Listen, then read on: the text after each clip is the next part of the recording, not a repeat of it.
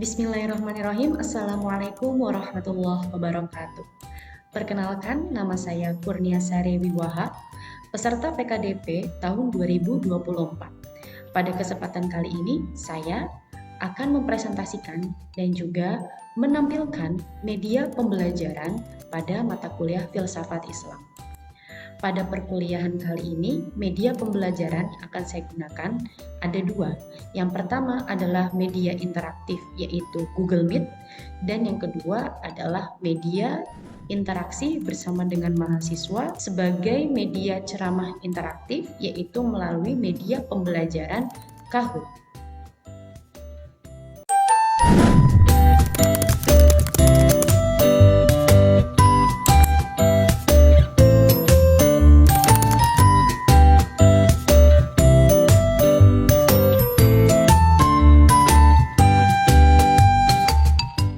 Bismillahirrahmanirrahim. Assalamualaikum warahmatullahi wabarakatuh. Bagaimana kabarnya semuanya? Alhamdulillahirrabbilalamin. Semoga kita semua dan teman-teman sekalian selalu dalam keadaan sehat dan selalu dalam kondisi yang bahagia. Ya, pada kesempatan kali ini kita semua akan belajar bersama tentang satu materi di dalam mata kuliah kita ini, yaitu di mata kuliah Filsafat Islam, yaitu tentang konsep akhlak. Konsep akhlak dalam Islam. Nah, agar pembelajaran kita lebih interaktif, saya akan menggunakan media pembelajaran Kahoot. Di sini saya akan menampilkan kepada teman-teman semuanya media Kahoot-nya. Silahkan di sini teman-teman bisa masuk ke website, yaitu di www.kahoot.it. Setelah kalian sudah masuk, silahkan masukkan pin game yang yaitu 128650. Silahkan. Karena teman-teman semua di sini sudah masuk ke aplikasi Kahoot, baik, kita akan mulai pembelajaran kita pada pagi hari ini. Mari kita mulai dengan sama-sama membaca Al-Basmalah. Bismillahirrahmanirrahim. Sebagaimana sudah saya sampaikan di mukadimah, bahwasanya hari ini kita akan belajar tentang konsep akhlak dalam Islam. Nah, harapannya setelah kita belajar tentang konsep akhlak dalam Islam ini, teman-teman semuanya bisa menjelaskan secara tepat yaitu konsep akhlak dalam Islam. Kemudian juga teman-teman di sini bisa menyebutkan bagaimana sih diri kita ini bisa sampai kepada akhlakul karimah atau langkah-langkah dalam pendidikan akhlak. Dan yang terakhir adalah mahasiswa juga kita semuanya bisa menerapkan nilai-nilai dalam menuju akhlakul karimah. Ya, sebelum kita mulai, mari silakan teman-teman bisa menjawab ya pertanyaannya. Nah, teman-teman bisa langsung menjawab. Asal kata akhlak apa itu?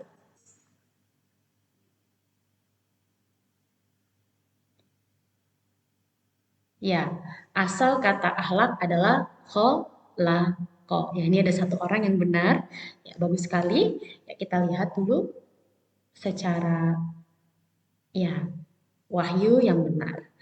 Nah, jadi kalau misalnya kita lihat di sini memang definisi akhlak dari Al-Ghazali itu adalah asal kata adalah kholaqo. Nah, kholaqo di sini itu berarti dua hal, yaitu kholaqo yang sifatnya kholqun dan kholaqo yang berarti khulqun. Perbedaan di antara keduanya yaitu apabila kholaqo yang artinya atau yang masdarnya adalah kholqun, itu sifatnya eksternal, lahir dan ijbari atau dipaksa. Kita tidak bisa memilih untuk merequest ciptaan, misalnya kayak gender, warna kulit, dan lain sebagainya. Sedangkan yang khuluq ini sifatnya internal, batini, dan khoyari. Nah, disinilah kita dituntut untuk mengarahkan diri kita agar bisa sampai ke yang namanya husnul khuluq. Oke, kita masuk ke pertanyaan dulu. Berikut adalah yang termasuk dalam kategori kholqun. Kira-kira yang mana? Iya. Jadi yang termasuk dari kategori kholqun itu adalah bentuk badan. Karena apa? Karena bentuk badan ini sifatnya ijbari. Kita tidak bisa meminta sewaktu kita diciptakan, kita ingin diciptakan dengan bentuk badan yang seperti apa. Ini adalah sifatnya kholqun. Oke, kita lanjut ke selanjutnya. Pertanyaan berikutnya, jadi yang perlu diarahkan dan dilatih agar kita terbiasa untuk menuju kebaikan itu yang mana? Kholqun atau hulqun?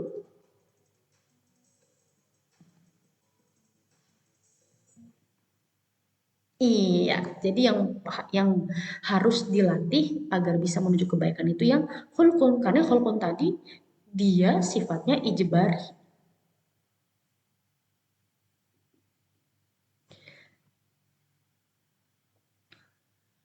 Nah, karena kholqun itu sifatnya ijbari atau paksaan, jadi kholqun ini tidak ada indikator nilai baik atau buruk. Tidak ada yang baik, tidak ada penilaian baik atau buruk menjadi seorang wanita atau menjadi seorang pria. Tidak ada kategori buruk atau lebih baik ketika kita diciptakan dengan warna kulit yang lebih terang atau lebih gelap. Jadi yang perlu diarahkan untuk menuju kepada kebaikan itu yang sifatnya huluk karena ini sifatnya adalah pilihan. Kita bisa memilih ingin melakukan apa. Seperti itu. Diingat ya. Nah, kita lanjut ke pertanyaan berikutnya. Berarti menurut kalian hakikat akhlak itu apa? Betul sekali. Kita tepuk tangan, beri tepuk tangan untuk Wahyu ya. Jadi yang hakikat akhlak di sini adalah kesadaran jiwa. Kesadaran jiwa yang mantap.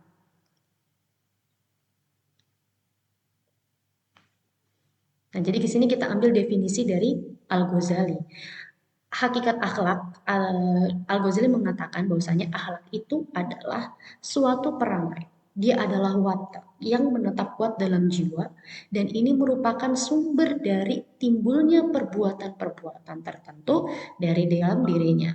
Sehingga eh, semua perbuatan yang keluar itu adalah perbuatan yang sifatnya spontanitas. Jadi perbuatan atau tingkah laku yang sifatnya spontanitas tanpa ada pemikiran, tanpa adanya pertimbangan, itulah yang dimaksud dengan akhlak. Apabila spontanitasnya baik, ya kita sebut dengan akhlakul karimah. Apabila spontanitasnya adalah buruk, maka disebut dengan akhlakul madmumah. Oke, kita masuk ke pertanyaan berikutnya. Nah, tanda bahwa manusia itu telah memiliki akhlakul karimah itu apa? Dibaca pelan-pelan.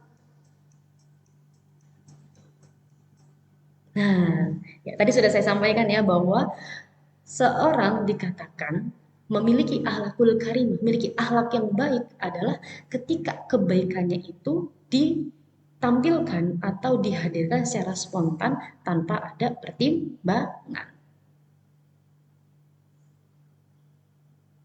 Nah, sekarang pertanyaan lagi.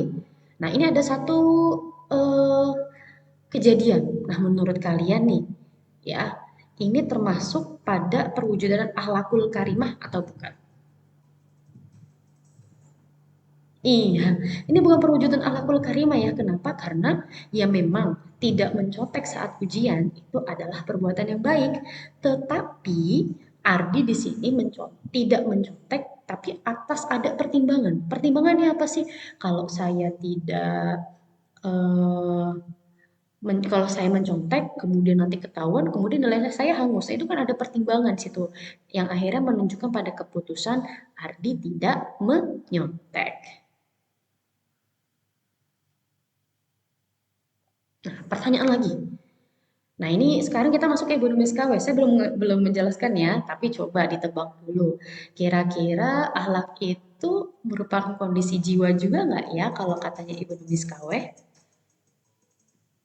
Betul sekali. Jadi sama, sama seperti Al-Ghazali, Ibu Numis KW pun juga menjelaskan bahwasanya akhlak itu adalah kondisi jiwa dan ditambahkan oleh Ibu Numis KW bahwasanya akhlak itu adalah kondisi jiwa yang kemudian dimanifestasikan dalam bentuk tingkah laku. Jadi memang kita tidak bisa melihat jiwanya manusia ya, tapi kita bisa melihat bagaimana baik atau buruknya jiwa seseorang dari tingkah laku yang sifatnya spontanitas itu. Oke, kita lanjut ke berikutnya. Nah, ini pertanyaan nih. Berarti hakikat akhlak itu apa?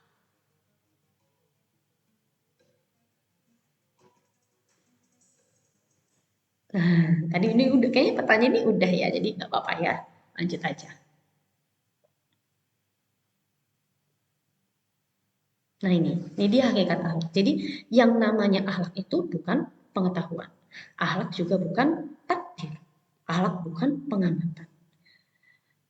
Yang namanya akhlak itu tidak melulu soal teori. Yang namanya akhlak itu tidak bisa diwariskan. Yang namanya akhlak itu tidak bisa kita hanya sekadar mengamati, tetapi dia harus dibiasakan. Jadi yang namanya akhlak itu adalah kesadaran jiwa yang mantap. Oke, sekarang pertanyaan lagi. Watak buruk itu biasanya didapat dari buruknya pendidikan di rumah. Dan ini menjadi faktor orang itu tidak bisa punya akhlak yang baik. Kira-kira benar nggak? Iya, salah ya. Tadi mungkin sudah saya sampaikan di awal, akhlak itu bukan suatu hal yang kita namakan takdir. Nah, di sini saya akan sampaikan sesuatu.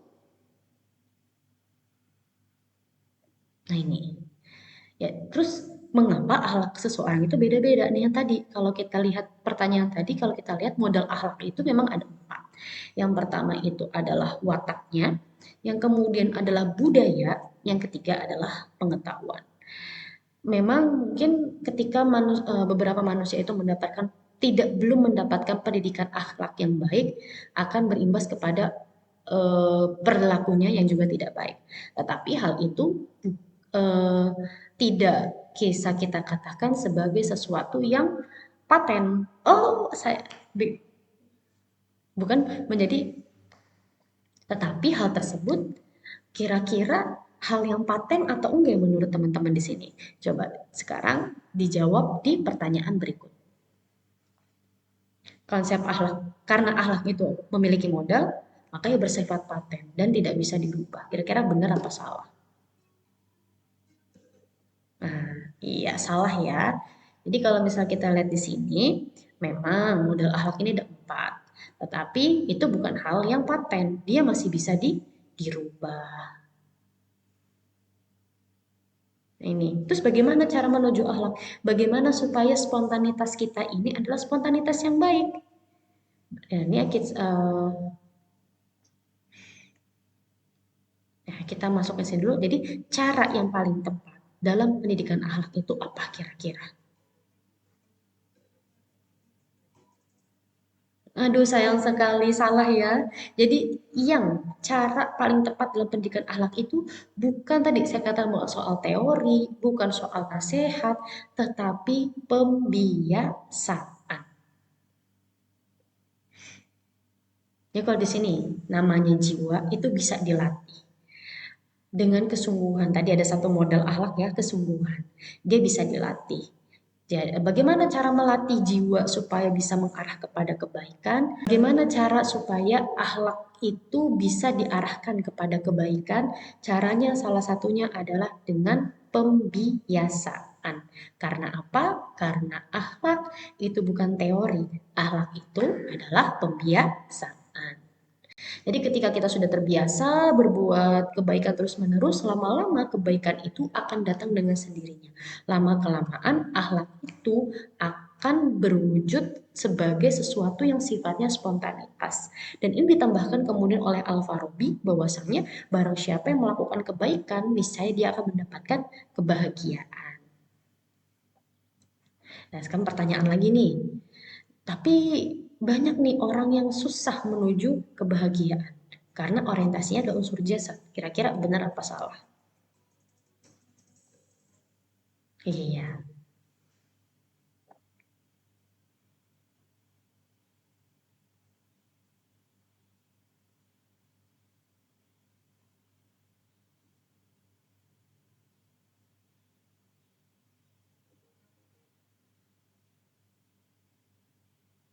Nah, jadi kita bisa belajar dari para filsuf ya untuk kita selalu mendidik diri kita agar melakukan perbuatan yang baik yang sifatnya rasional maupun empiris, berpikir yang baik, berbuat yang baik secara terus-menerus, akhirnya jiwa terbentuk sehingga kebaikan itu sifatnya adalah spontanitas. Oke, mungkin ini pertanyaan terakhir. Nah, salah satu perwujudan dari akhlakul karimah itu seperti apa? Oh, kecuali ya, ada kecualinya. Iya, Ini ya salah satu. Jadi ketika seseorang sudah memiliki akhlak karimah, ketika seseorang itu sudah memiliki eh, akhlak yang baik, maka dia itu akan menunjukkan muka yang selalu bahagia, selalu ramah, tersenyum, bahkan dia selalu memberi ketika dia datang atau dia kehadirannya dia itu sudah sangat menggembirakan sekitarnya dalam waktu suka maupun duka atau kita sebut dengan hal tasawurun nadirin. Jadi di sini ya teman-teman kita coba untuk biasakan diri kita untuk selalu berbuat baik sehingga apa yang kita lakukan perbuatan-perbuatan baik yang tadi kita dipaksakan itu bisa menjadi habit dalam diri kita. Oke, mungkin cukup sekian. Jadi tapi sebelum kita tutup perkuliahan hari ini kita akan lihat podiumnya.